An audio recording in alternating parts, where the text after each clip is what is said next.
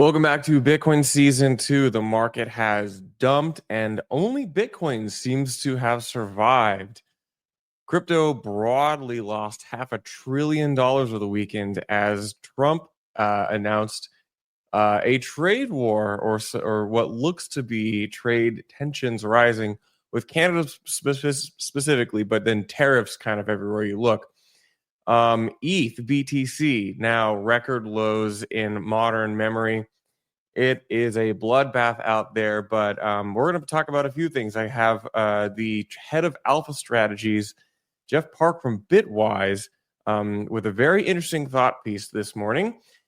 And then I'll also touch on the carnage in the market and the mempool, the Bitcoin mempool has cleared. This is the weekly roundup, the more metrics heavy episode of Bitcoin Season 2. This is live streamed around noon on Monday. Thanks for hanging in. I will get into the metrics in just a moment. Hey, this is Will with Blockspace Media. And I don't know if you heard, but we just announced the second edition of our conference series, Op Next, now to be held at the MicroStrategy HQ in Tysons, Virginia. That's right. After the success of our first scaling conference at Fidelity last fall, we're doing it again this spring, April 11th and 12th at the MicroStrategy HQ. I'm really excited for the programming. We have various stakeholders, industry, developers, and Bitcoin miners present. So join us in April for open, neutral, and honest conversation about the leading proposals and technical solutions that will scale Bitcoin to the next billion users. No booths, no tokens, no shills, just Bitcoin and honest conversation. You can find tickets and more information at opnext.dev or click below in the show notes. Yeah, that's right. We are doing a conference in April at the MicroStrategy HQ. More info at opnext.dev. As the real said, again, this is a more metrics-heavy episode. I pull out some charts and graphs for maybe 5 or 10 minutes at the top, and then I get into what I think is the topic of the day, which is this trade war actually bullish for Bitcoin? I know everybody's trying to spin it their own way, but I do have an interesting thought on that. But if you're listening, I'll try to describe the charts. And the first thing I'm going to do is pull up mempool.space. Again, it's our favorite explorer. Blockspace is one of the leading sponsors this year of mempool.space. And we can see here on mempool.space that fees on Bitcoin are low. Again, single sats for VByte, 2 to 4 sats for VByte. And what the momentous thing happened, which was what everybody was wondering over the past 2 years, is are mempools going to clear? And the answer is yes. In fact, around, I believe it was Saturday morning, February 1st and 2nd, were when we saw the mempool start to clear. I think it was Friday, actually, Friday and Saturday, we saw basically transactions fully get cleared out from all of the mempools around all of the Bitcoin nodes, which basically means that if you wanted to send a transaction, you could send it for the lowest fee rate and it would almost certainly be included in the next block. If we zoom really far out and we look at the past basically 10 years of Bitcoin, we can see that Bitcoin transaction activity was really, really low from 2021 until 2023, and then ordinals happened. And obviously, I've covered that story beat for beat. But the last time we saw mempools clear out, really ever, in this particular bull cycle, was at the end of February, early March of 2023, like a month after ordinals came out. So it's been a really long time. It's been 2 years pretty much since we saw this event happen. What comes next? Well, if you're a user, you enjoy the low fees. If you want Bitcoin to succeed, you might be more anxious saying that, wow, this network's 16 years old and you still regularly have little to no transaction activity. I tend to be, the longer we go, the more I feel that latter view. So otherwise, let's take a look at ETH BTC, which hit its lowest ratio since March of 2021. ETH BTC crashed down to 0.023-ish, which basically means that the ratio of Ethereum to Bitcoin as the lowest it's been in a long time. If you've been in crypto for a long time, you've seen Ethereum, this narrative of flippening happening, that is someday one ETH will be bigger than one Bitcoin, or maybe this references the total market cap of the two. But regardless, Bitcoin has been going up faster than ETH. And in fact, Ethereum in real terms has actually been pretty lackluster and been going down. We saw this happen in the broader crypto markets too. The Bitcoin dominance metric is the highest it's been since March of 2021. Bitcoin hit a peak dominance of 64%, currently sits at 61%, and basically an unrelenting upwards dominance across the entire crypto market since September of 2022, kind of like one of the peak bear market moments before FTX. So this basically means that altcoins have not really had their time in the sun yet. Yes, there's been some like darling stories with the altcoin market, and there's the meme coin super cycle. I've covered all these, but Bitcoin continues to be unrelenting, appreciating in comparison to the broader crypto market.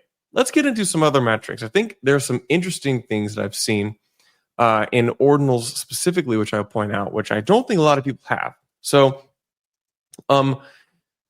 we are actually seeing a pretty active inscription market. I know, right? You're thinking ordinals are dead, right? Well, we're actually seeing maybe about 100,000 inscriptions per month on average right now.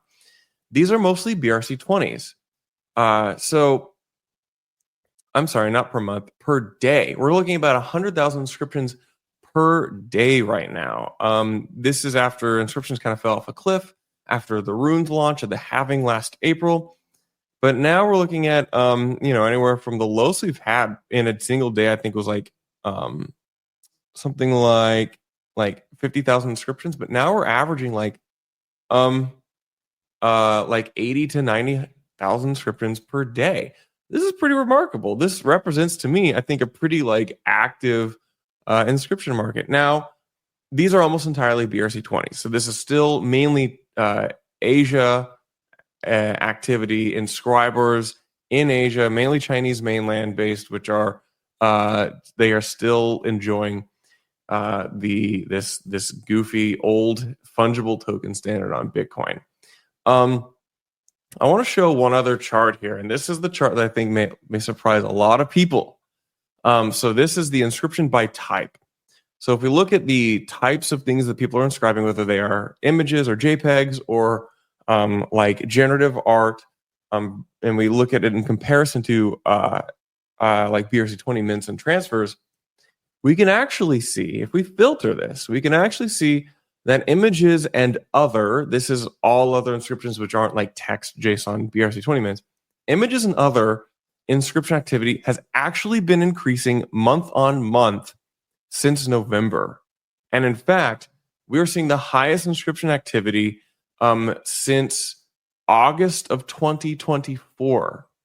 So yes, there is this narrative that the market for ordinals is dead, but at the same time, we are seeing that last month, January, was the highest inscription activity in over 7 months. So I think this is important to remember. Now, if we look at just images, if we're looking at just things, if we're going to try to filter for just art, we're looking at, again, month-on-month increase since November and roughly parity with what is the average since August of 2024. Pretty remarkable, if you ask me. But the secondary markets is where things have gotten absolutely slaughtered. Again, the past 7 days, Magic Eden, every collection's down. Puppets, cats, no monks, OMB, ninjas, Runestone, base angels, whatever. Everything down anywhere from 7 to 20%. We won't dwell on this much more. Skipping over to Genie data and the runes. Runes market cap now lowest has been since really in the past year, $785 million. And most rune tickers are down on the week. However, there may be a saving grace, and his name is Bob Bodley. If you're not familiar, Bob's like a mainstay in the Ordinals ecosystem. He's a pretty sharp, savvy dev. Always got a tweet thread on like the latest bridge or the latest technical development. The people love Bob. Well, he has been building a pump.fun analog, but for runes. Went public with it. Odin.fun. I've had a behind the scenes look at this product for a little while now. I think it's pretty cool. I love to see Bob ship something. But basically, it went live as of an hour ago with a cool hype video. You know,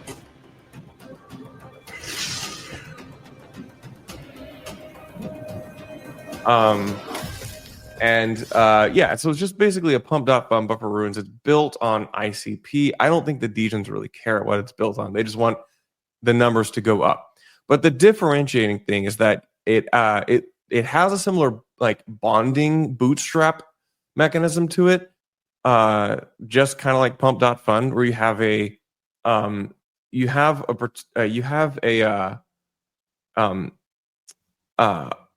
bonding curve towards the initial early part of a token, and then it once it reaches a certain threshold, that is, I believe, 0.211 BTC, some of that supply is sold and directly goes towards an AMM, and then the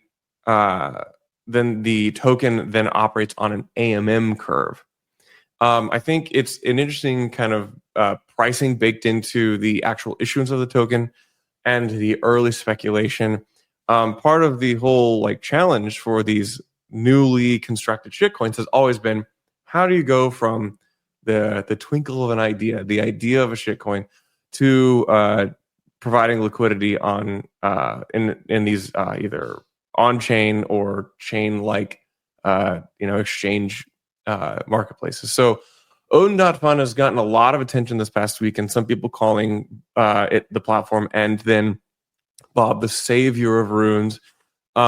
We've seen that it did at least kick off to a lot of interest and a lot of praise from the Degens, and I think it's really fun to watch. I'll be paying attention to this, and I will probably have Bob sometime as he works on this platform. I'll probably have him on Bitcoin Season 2. So if this is what it takes to save runes, that is, if it takes doing runes on the internet computer chain, then maybe that's what we need. I have no idea. We will see where that goes. Well, okay, getting into kind of the meat of what I was with this episode, I've titled it about, which is the trade war bullish for Bitcoin? Yes, clickbait. I'm self-aware of this.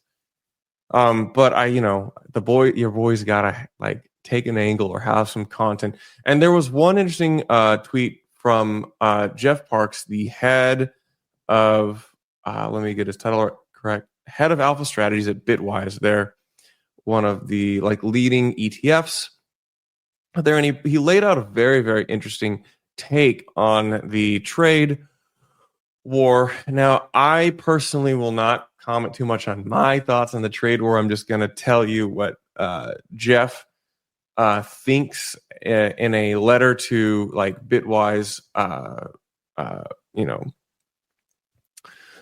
to people who pay attention to Bitwise insights, and because I think it is a really interesting take, and I'm gonna I'll read a little bit about it. I'll read some of it, and I'll break to explain a couple terms in it. So here is the tweet. It's a screenshot. So Jeff says, this is the only thing you need to read about tariffs to understand Bitcoin for 2025. This is undoubtedly my highest conviction macro trade for the year. Plaza Accord 2.0 is coming.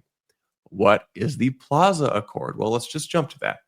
The Plaza Accord is an agreement signed in the 80s between France, West Germany, Japan, and the UK and the US, where they basically agree to depreciate the US dollar in relation to those other countries' currencies, the French franc, German mark, Japanese yen, and British pound. They would intervene in currency markets. Now, to the average person, this might not make a lot of sense, but it was very, very significant for global markets.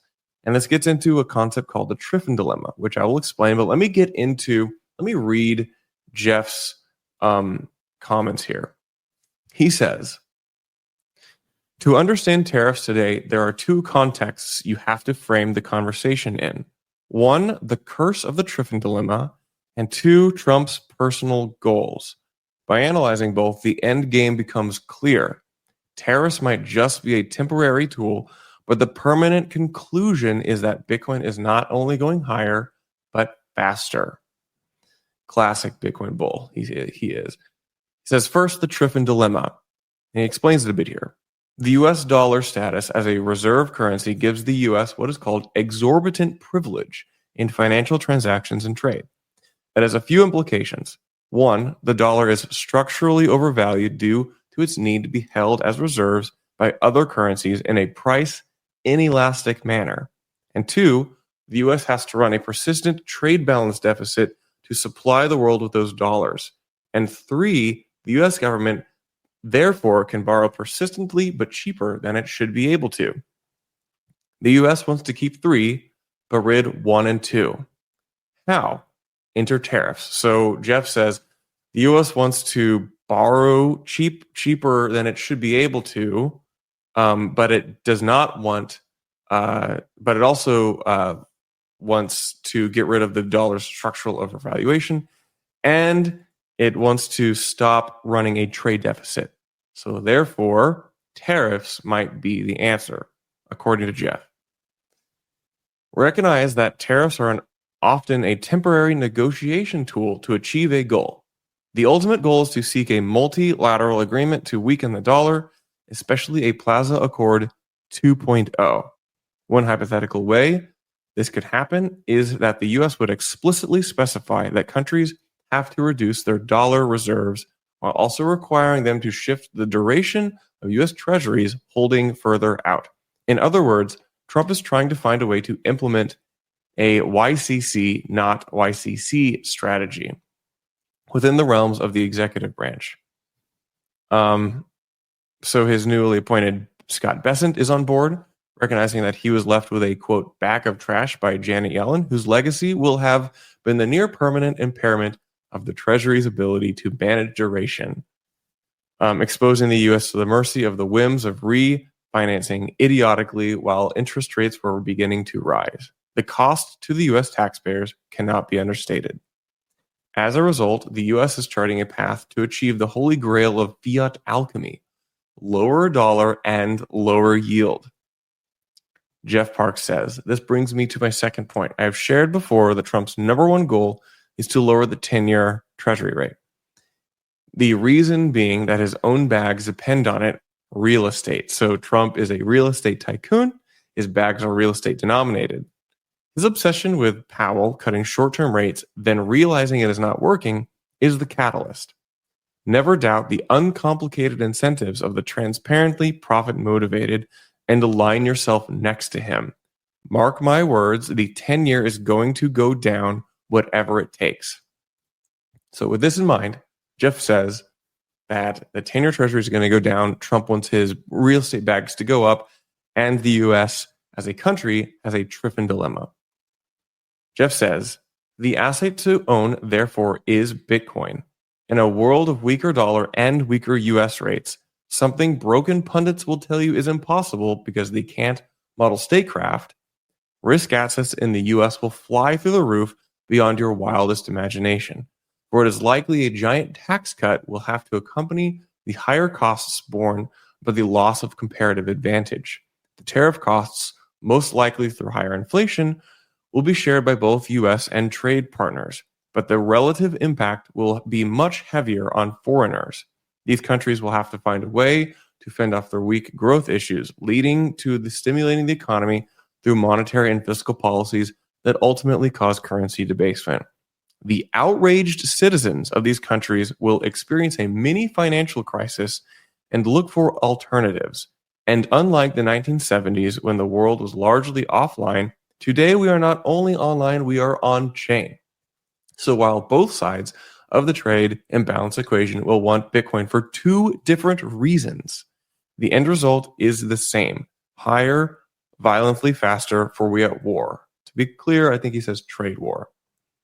TLDR, you simply have not grasped how amazing a sustained tariff war is going to be for Bitcoin in the long run. That is a doozy of a write-up from Jeff Park. Again, this is the head of alpha trading strategies at Bitwise. He's always got some interesting comments and topics that I think you should pay attention to. Again, his words are not my opinions. They're not opinions on Blockspace. I do think it's very interesting because I want to, in Bitcoin Season 2, not just talk about shit coins like runes, but rather also talk about what's happening against the broader macro backdrop. Now, I'm not really a macro guy. I don't really follow this super closely, but sometimes something jumps out and I've got to at least touch on it because I like to identify early trends before other people have. And this to me feels like an early trend. Anyway, enough about that. I'm going to wrap this up. This is the weekly roundup. We do this every Monday. Make sure to go to opnext.dev. That is opnext.dev for more information on our conference at the MicroStrategy headquarters. We already announced our first lineup of speakers: Jamison Lopp, Jeremy Rubin, Hunter, Beast, and so make sure to check that out. And otherwise, I will see you online. Make sure to follow our socials and like and subscribe. See you all next time.